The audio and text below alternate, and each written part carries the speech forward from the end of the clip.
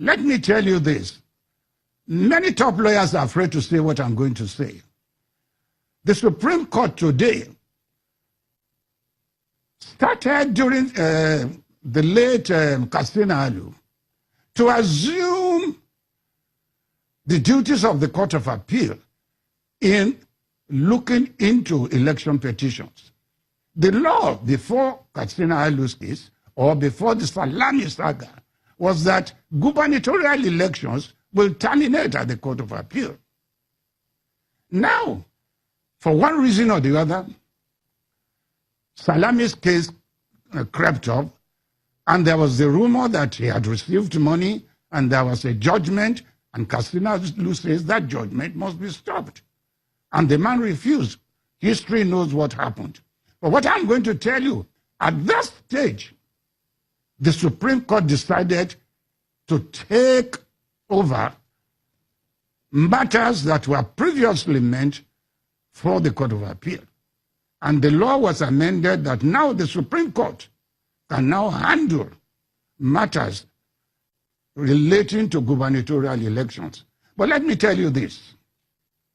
In the good sense of those who made the law, there are 36 states in Nigeria. There are almost 40 divisions of the Court of Appeal.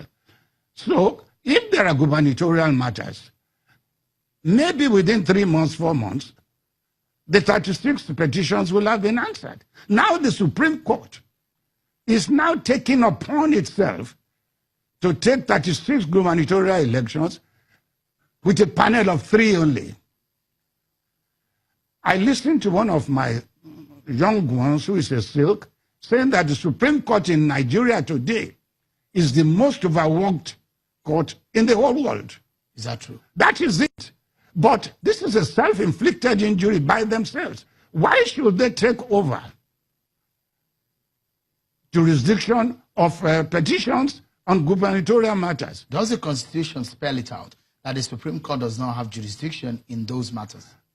Look, what the law says was that elections to governorship positions after the tribunal goes to the Court of Appeal as a final court.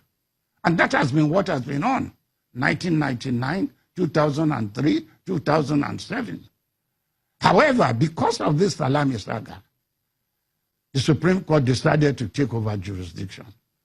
Now, this question of corruption is the brainwork of politicians.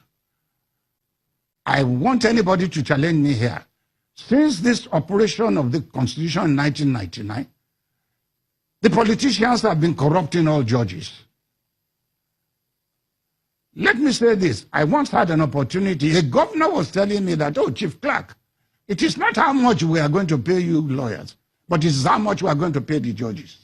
It's as bad as that. So they pay judges? I'm telling you, that was the statement made me. But let me tell you this.